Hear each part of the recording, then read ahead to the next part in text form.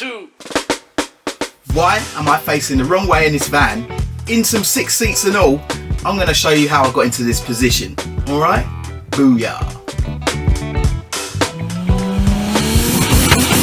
It's things on wheels. That's how we do. Out to the motor on another warm weekend, and these seats have got to go. Don't get me wrong, they do the job, but they're just a bit plain for my liking and don't offer much support. They're for sale if you're interested. So anyone looking for one? Shout me. Yeah, do that. I need them gone sharpish. I picked up these seats for a sweet deal on eBay. Chuffed with my purchase, I slapped them in the kitchen. Zosha made herself well at home on them. Let's take a closer look. I know many have done the Corsa VXR seats in transporters, but I've not seen many of these. Also with my plans, the offset rails on the Corsa seats will make things a tad difficult. So I binned off that idea and went with the Astra VXR seats. Nice. So I picked up these seats. They're out of an Astra GTC VXR, I think. Yeah. Quite a nice OEM looking seat. It's sort of wingback style, but you know, our bolsters aren't too high, so it should be perfect in the van. All I've got to do is make them fit. Should be simple, right? I've got the spare passenger side seat base because obviously we've got the twin seat and I'm going to a single, so we needed a new base for that.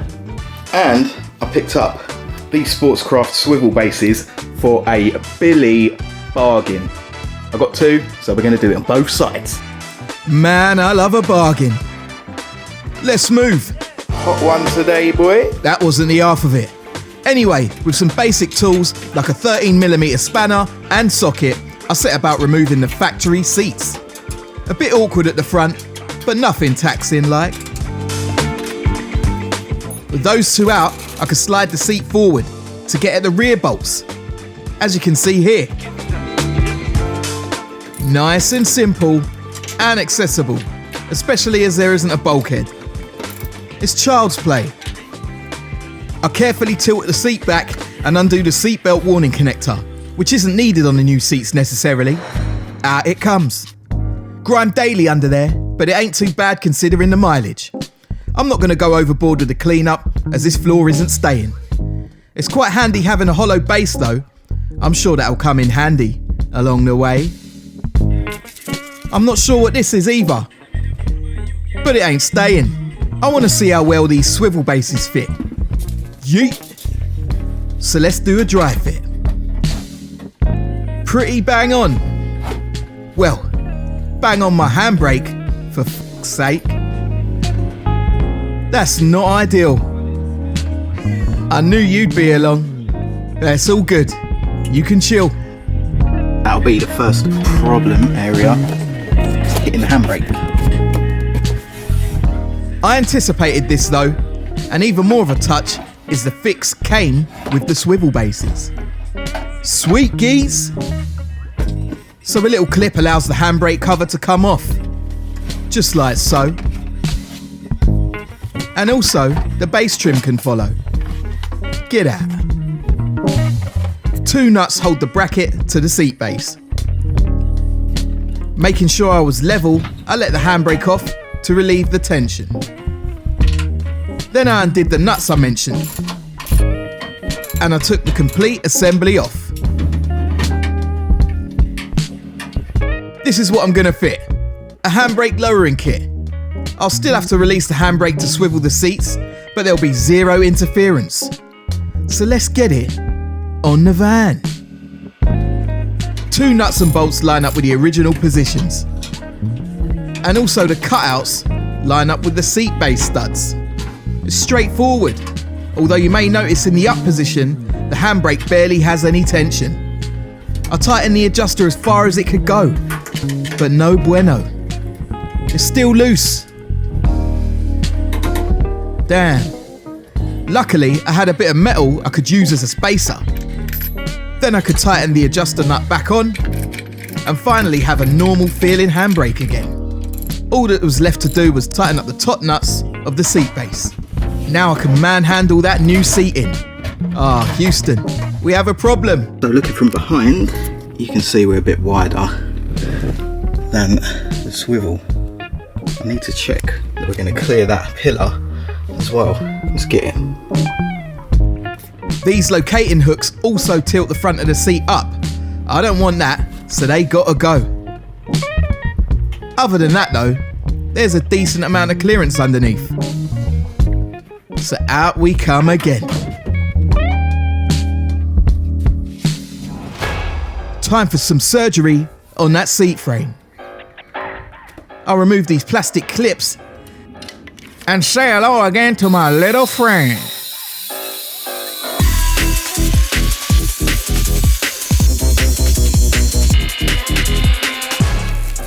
I love that tool.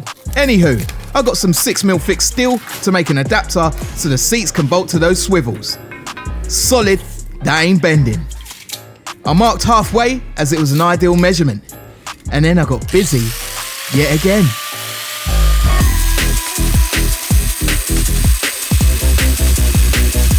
Woy-yoy! Took a while to get through that though, but I'm unstoppable. Long strides, long strides, long strides. Every day's your time. You climb, you grow, you fall, get back up. I flipped the seat over again so I could get some more measurements. The tape made it easier to see my markings. So I've got the distance between the holes I want to mount to. Then I'll refer back again to get the distance from the edge of the framework. Then I'll transfer this to the metal also. Clamp it down to my battered workbench and drilled out the holes. Oh, that's perfect. I did the same for the other side. And then next was to measure up the holes on the swivel base, starting with the distance between the edge and the mounting hole. It paid to take a bit of time to make sure I got it bang on. And then I drilled again. Now I thought I'd be smart and cut out an angle, just to make it more pleasing to the eye. I used a dried out Sharpie to get a line. And then we fired up the boy. Yep.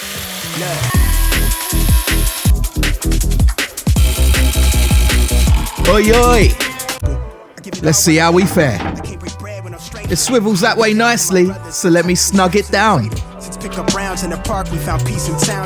Back the other way and it's stuck. I was fully baffled until I got my nut down and saw that the bolts were too long, causing the ends to clash with the bolt underneath. That's my bad as I bought new bolts. But the angle grinder came in clutch again, and with them cut down, I had full movement. Humped that seat back in again, and it all bolted up like factory. Got so much farther to take it. My mind's a power container, and I use that wisely. Don't let nobody contain it. I keep you safe in my ribcage, just north to left of the navel. One good look in your eyes can show what the new day might bring. I love it when a plan comes together. It's how it should be. Passenger side now. Let's get that bench out. That is so odd. 8 nuts, easy to reach. There's also some wiring to relocate. It's minor. A couple of Torx bolts were loosened and got it off. It's a bit dusty though. Jeez. Get your nuts out.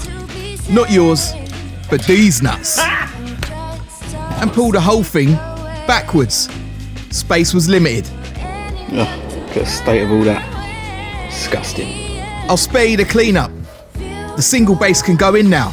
You can actually fit a driver's side one if you can't find a passenger one, but you'll need to grind off the handbrake mount, which is pretty simple. I found a handy hole to mount the wiring, and then got the swivel on, same as before. One thing that did annoy me was how far the frame rails stuck out. I'm gonna modify that, let's say. Again.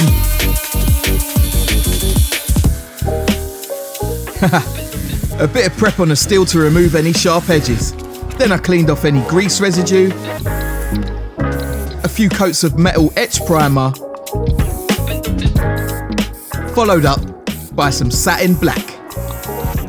keeping it nice and OEM. And once that was dry, in about 10 minutes in this weather, I could attach them again. It's all coming together nicely. The same procedure as the driver's side.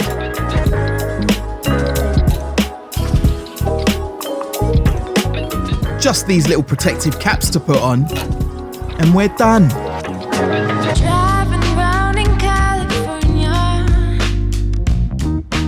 looking for something to make me stay.